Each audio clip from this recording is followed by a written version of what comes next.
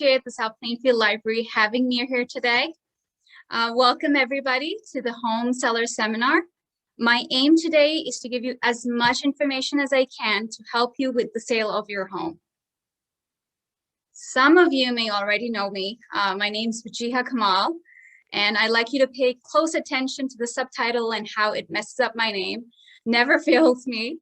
I'm a realtor with Better Homes and Gardens, M3 Realty. We're a full service brokerage. We service residential and commercial real estate. So enough about me. Let's move on to what you guys are here for. What makes it such a great time to sell? Let's look at that.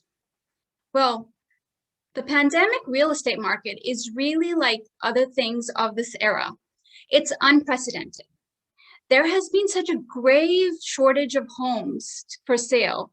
But on the other hand, there has been an immense pull of buyers who are not only financially capable, but they're also motivated. What are the reasons that there are so many buyers in the market today? Well, starting off with the New Yorkers who fled the city and took refuge in New Jersey, Connecticut, and Pennsylvania. Then there are the millennials who were late to the home buying game. Research indicates that about 70% of contracts that are signed are done so by millennials. Then you have those people who never needed one, but now all of a sudden in this pandemic time, they need a home office. So they need that extra bedroom to work from. And then families who have younger children were living perfectly comfortably pre-COVID, but COVID strikes, and now these people who are living in apartments and townhomes need more space. They'd like a backyard for their kids to play in. Why is supply so low? There's a bunch of reasons for low supply as well, but we'll take a look at a few. Since the 2008 housing crash, builders reduced what they were building significantly. They were building about 50% of what was on the books. In the 1980s, the average homeowner would live in their home for about 3 to 5 years. And comparing to today in 2021, your average homeowner stays in their home about 10 to 11 years. The longer a person stays in their home means that whole particular property doesn't go on sale for a longer period of time. And then, of course, your COVID uncertainty, where people just didn't know what to expect. The low supply of homes for sale, coupled with this push of capable and motivated buyers, brings you what is called the seller's market. Another important factor that was a huge player in our seller's market today is the low interest rates. Anyone who bought a home in the early 80s is familiar with double-digit interest rates. People bought homes at 13, 14, heck, even 16%. And your buyer was glad to get a mortgage then. Comparing to that, today we're looking at roughly about 3% of an interest rate for mortgages. That's a significant change. And it makes financing more affordable and more accessible to many more people. So taking a quick look at this chart here, a $450,000 loan back in the 90s was at a payment of about $4,175 because of the whooping 8% interest rate. Today, that same loan, if somebody was to take out from the bank, they would be making a monthly payment of $2,763. Ladies and gentlemen, that's $1,400 of a difference, which is huge. So you can see for yourself how the low interest rate has made financing more accessible for many more people. The result of this seller's market is that most homes will get multiple offers within just a few days. So here's a very talented YouTuber. I wanted to share his video with you guys. It gives us a little sneak peek of what is going on in the real estate market today, how our buyers are feeling. Let's take a look.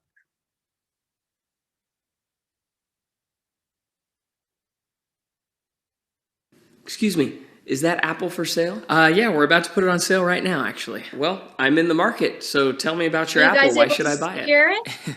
Nice try.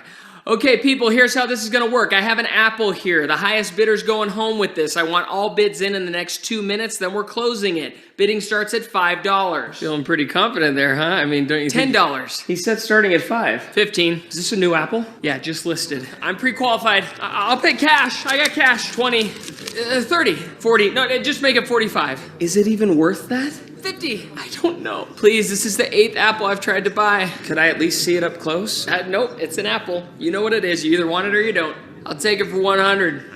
What? I'm from California. It's the cheapest apple I've ever seen. 120. Why did I do that? So the reason this video is funny is because although there's a lot of exaggeration to it, it does have some truth to it too. This is how currently our buyers are feeling. There's less properties available for sale, but these are motivated buyers. They are financially able. So they are feeling frustrated. They're going from home to home, bidding on each home, most of the time losing the bid. And guess what happens? These buyers go into the next bidding even more motivated because they lost because of that $5,000 of a difference. So this is the time to take advantage of selling your home because your home will sell quickly and will sell at a great price. Okay, so let's take a look at dotting our I's and crossing our T's. There are a few things that we can't control when we're looking at the sale of our home. For example, the location of our home, or the competition, or even the market conditions. But there are a bunch of factors that we can control. And depending on how we deal with these variables will determine what kind of value we get for our home. So fixing the right price, prepping your home, potential upgrades, and quality marketing. Before I move on, I did want to stop and talk about potential upgrades. Often sellers are under the impression that if they do a lot of upgrades or a lot of renovation, they will get the best value for their home. The truth is, in most cases, these renovations are not necessary. Renovations cost a lot of money, but they may not necessarily add to your price the same amount. So let your real estate agent guide you through what really needs to be done. And often they're just small repairs to give you the maximum value of your home. All right, so let's take a look at pricing. Pricing is imperative. Even in the seller's market, if you're looking to get the best from your home, you need to price it right. So here is your fair market value. This is roughly the price your real estate agent will calculate for you based on comparison from other properties that sold that are similar to yours. And you need to know that if you list your property too high, then you will have fewer interested buyers. As you can see, this is the number of buyers that will come to take a look at your home. This is the price of your home. If you price your home at the fair market value that your real estate agent is recommending, or even slightly lower, you'll be attracting a lot more buyers. You want to avoid setting too high of a price up front because this causes a stigma and you can lose potentially interested agents and qualified buyers. And as your home sits on the market, sellers may eventually, you may have to lower the value below your market value to have the home sold. Because now people are wondering, what is wrong with this home? The homes are going within few days, within a week or so, they close the bidding. So if your home has been on the market for 3 weeks, people will want to know there's something wrong here. What's going on? Okay, so now you want to work with your agent to set some goals. For staging, you want to know the exact date for when your photos will be taken. What's the listing date? When does it go active? If there's going to be any open houses, what are the dates so you can prepare for your home accordingly? So you want to go through each of your room. And this list has been forwarded to all of you. It's a basic of what needs to be done in order to get your home prepped for the maximum price. You want to go through each of your home. You want to throw away anything that's not being used anymore. Let's store anything that's not an everyday item. This will kill two birds with a single stone because you need to pack anyway. This way, you're not only packing, but you're also decluttering your home. Just make sure that whatever you put away, that it's neatly stacked, either in a basement or on the side of a garage. Some of us have been in our homes for decades, and that means lots of stuff. If that's the case, you may want to rent a short-term storage unit, or those pods are great too. Make sure your counters are clean, magnets, photos, personal collectibles, any memorabilia, anything that shows your personality in the home needs to go out. So you want to store it, you want to put it away, because you want to give the potential buyer the chance to look at the home from their perspective of how it would be if they were living in there. If you have huge posters of yourself on there, on each wall, it'll be hard for them to do so. Your entryway should be inviting, neat, and clear. If you have any guns, valuables, medicine, make sure that's locked away and removed from the property. So now you definitely want to do a deep clean. You want to get down to the nitty-gritty. Get those bathrooms, the walls, dust everywhere. Make sure your windows and your screens are clean. Shampoo your carpets, clean cabinets inside and out. First impressions are everything. Buyers create opinions from the moment they pull into your driveway. So it's important that you have that appeal, that attractiveness as soon as they see your home. Some of the things that you can do is power washing is an important tool. It makes your home look brand new from the outside. Make sure you do that. Replacing your doormat. It's inexpensive, but it gives a nice inviting touch. Perhaps having a minimal seasonal wreath on your door. Having well-maintained potted flowers. Make sure your grass is cut. If you have pets, make sure they have been cleaned up after.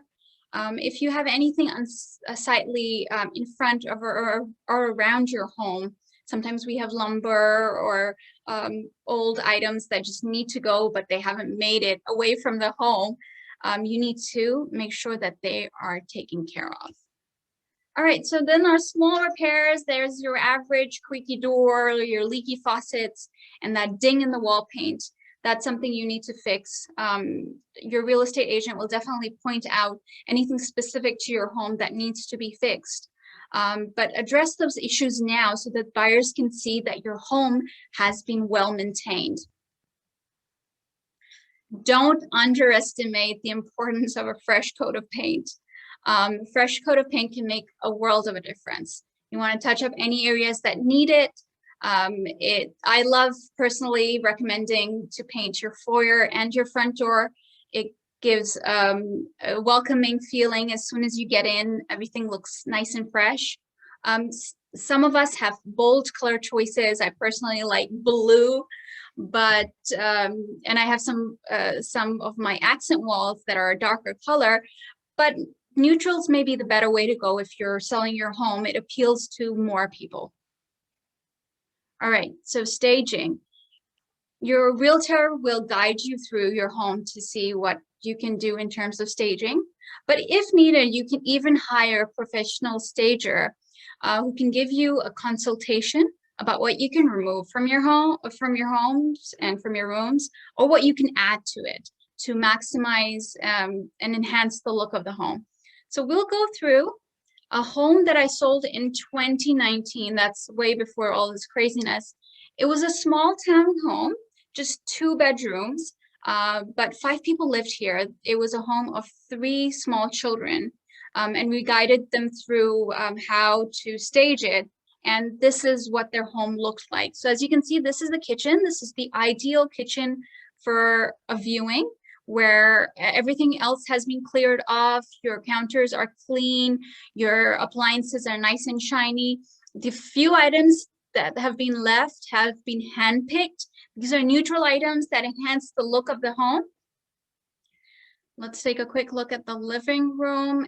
Everything has been left there for a reason, and the reason is to enhance the look of the room. Otherwise, it has been removed. This is their children's room. It was just a 2-bedroom and 3 kids lived here. And trust me when I say they had lots more stuff than this, but we were able to help them figure out which pieces to keep to give their kids' bedroom almost like a magazine feel.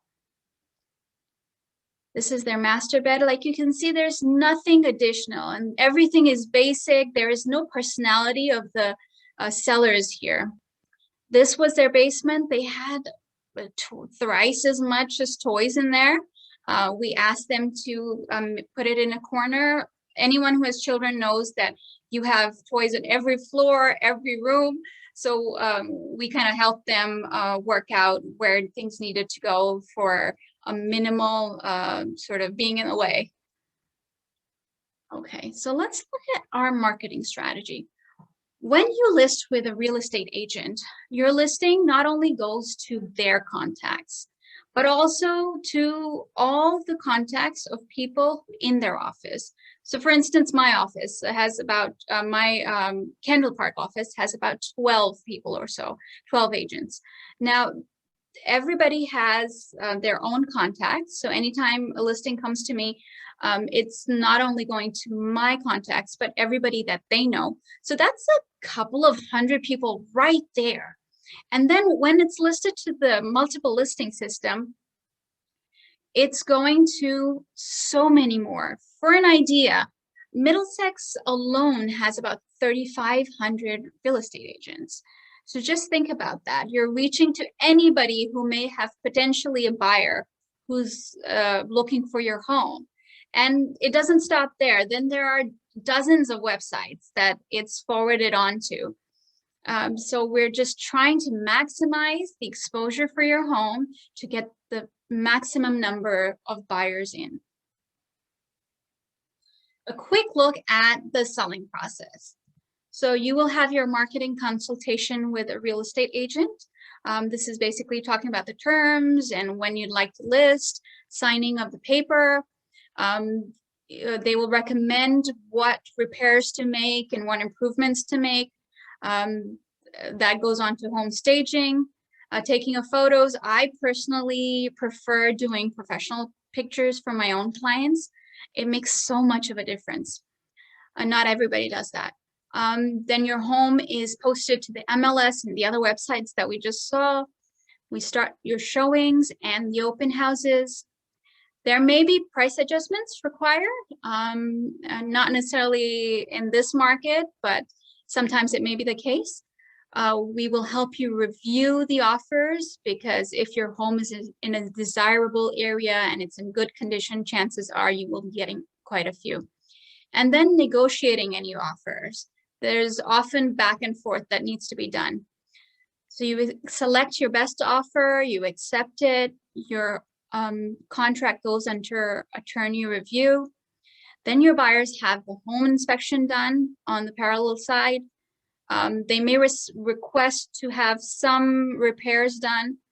You have to get some certificates from the township. They'll be, the buyer's financial institution will be doing an appraisal to see how much your home is worth.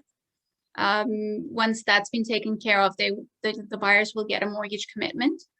And essentially, you're just getting ready for close. There will be one final walkthrough where the buyers check your house and you're closing at the attorney's office, perhaps, where the buyer gets the home and you get the cash in your pocket. All right, so if you are selling in this market, chances are you will be getting multiple offers. But quite frankly, the number alone isn't everything. It's easy to get excited when you see a big number. However, there's more to an offer than that. You want to review the contingencies. What's a contingency? That's when a buyer is saying, I'll buy your home if this happens. I'll buy your home if that happens. For instance, one common contingency is I'm buying your home contingent on the selling of my own home. That is, if my home sells, then I buy your home. But guess what? If that buyer's home doesn't sell, he won't be able to buy yours. So the fewer the contingencies, the better in an offer in general. Keeping emotions at bay. We've all heard of buyer's remorse, but sometimes sellers have seller's remorse, where when the offers start coming in, they start thinking about the memories they made in the house and the time they've spent here. And sometimes they even get a little bit offended with a lower offer. But your real estate agent will keep you objective, because this is a business transaction and this is no longer your home once it goes on the market. It is it's a transactional property. So how do I know a good offer when I see one? You want to look at the strength of the buyer's financial status. These days we're seeing a lot of cash offers, which is great. But if you are getting an offer where the buyer has a mortgage, you want to see how much is he putting down. A 20% down with 80% financing is better than 5% down and 95% financing. And then concessions, these are, I feel bad for the poor buyers. These days, trying to get their offers accepted, they will try to make their offer as attractive as possible, and they will offer the seller concessions. For instance, they will waive off the appraisal, they will waive off the inspection. As many concessions as you get as a seller, it works in your benefit. And then the flexibility. Well, all this is great, but if you are getting a great deal with a great number, no contingencies and lots of concessions, it's a strong buyer. But if they're saying they won't close for another 6 months, and you have to go to Carolinas to join that new job position in a month, then that's not going to work for you. So there's a couple of things that you need to consider when you are looking at dealing with offers. All right, so why and how of a realtor? Before I move into that, I would like to offer a pop quiz to you guys. I would like to know how many people do you think are involved in the transaction of a home sale? Danielle, I cannot see the answers, so if everybody can just put the answers in the comments, and if Danielle could read them off to me, I'd appreciate it. Sure, no problem. Once Thank people you. start typing in. So just a number of what you think, how many people are involved in the sale of a transaction.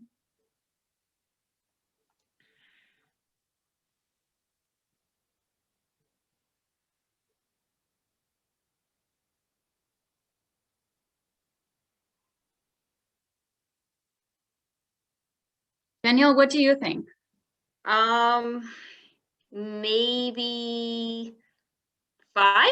Well, are we counting like your realtor, your all that Yeah, stuff? we're counting everybody who's involved in that sale. I'm gonna go. Yeah, I'm between maybe 5 and 7. Okay, let's take a look. All right, so it's 16 people on an average that are involved in a home sale transaction. That's a lot of coordination to do. So that brings us to the how of why and the how of a realtor. So they will guide you through the first step, which is setting the price, all the way through the close. Just because you have a buyer doesn't mean that your sale is over. There are so many steps along the way, and a lot can go wrong, but your real estate agent will help you throughout the process. And these are just a handful of reasons of why it's a good idea to get a real estate agent. Okay, so I'm seeing some marks on my screen. So setting the price, guidance in preparing your home for the sale. The better prepared your home is, the better price you get. And then marketing your property. Like we saw, it's really important to get that maximum exposure for your home. Security, Do you really want strangers walking through your home and you're not even sure if they're buyers? When somebody comes in with a real estate agent, you know they are qualified buyers and they are being guided through your home with an agent. And then just negotiation in general, sometimes even after an offer has been accepted, there is negotiation that may happen because of an appraisal coming low or other factors. And then just monitoring those 16 people, that's a lot of coordination. So how do I find the right realtor? You need to find someone who's got your back, because in a lot of ways, finding the right realtor is kind of like finding a spouse. So yeah, you're not spending the rest of your life with that person, but for the time that you will be engaged for the sale of your home, perhaps a few weeks, in a few cases, a few months, there's a lot of back and forth and a lot of talking with that person. So you want to find someone who you can trust. Finding someone who's in it for the long haul, you want to find someone who does real estate full time so that they're there for you when you need them. Finding a local realtor, this is super important. Just the other day, somebody reached out to me. She told me that they had listed their home with a friend who was a realtor, but he was way up north somewhere, about an hour away. Both the parties thought that they were doing each other a favor. Unfortunately, it wasn't the case. The home was surely listed, but then the realtor wasn't really able to make it out to them as often as they would have liked. So lesser open houses, he wasn't there for showings. So a bunch of things happened. And when I talked to her, it felt like she was doing most of the work. So find someone who's local, no more than about, say, 30 minutes of a drive, so they can be there for you when you need them. Historically, a real estate agent will help you bag $60,000 to $90,000 more on your home. Now consider the scale of your transaction. Selling your home will probably be one of the biggest decisions you'll make. Transactions today usually exceed about $200,000. Now, let me ask you this. If you had a $200,000 income tax issue, would you deal with it on your own without a CPA? Or if you had a $200,000 legal question, would you go at it without an attorney? Considering the relatively small cost of hiring a realtor and the large potential risks of not hiring one, it's smart to find a professional to sell your home. If you'd like to reach me, this is my number. Feel free to call or text. I'm very active on social media. You can follow me there for tips, tidbits, and advice. And you guys have been a great audience. Thank you for joining us today. If anyone is looking to take advantage of the seller's market today and would like to know how much their home is worth, I'll be putting in the comments, also I know Danielle will be emailing you a link to a form that you can fill out. I will get back to you at the earliest possible and let you know how much it is that your home could sell for today. I will take questions now. My colleague Sonia is here as well, joining us, so she can interact with you guys. So yeah, if anyone has any questions, you can unmute yourself, and he will, answer them for you. I also don't see Sonia here though. Well, Sonia not here. Maybe she wasn't able to make it. That's okay. Yeah, I don't see her in the waiting room or as a participant. You know how it is with us realtors, we're on the move all the time. So all of a sudden you may have a showing or True. to attend, so. I don't know that anyone has any questions right now, because it doesn't look like anyone has unmuted themselves. So Okay, again, all you right. have your information, and if anyone needs Wajiha's information, she did leave me some business cards at the library, so anyone is more than welcome to stop by and take one.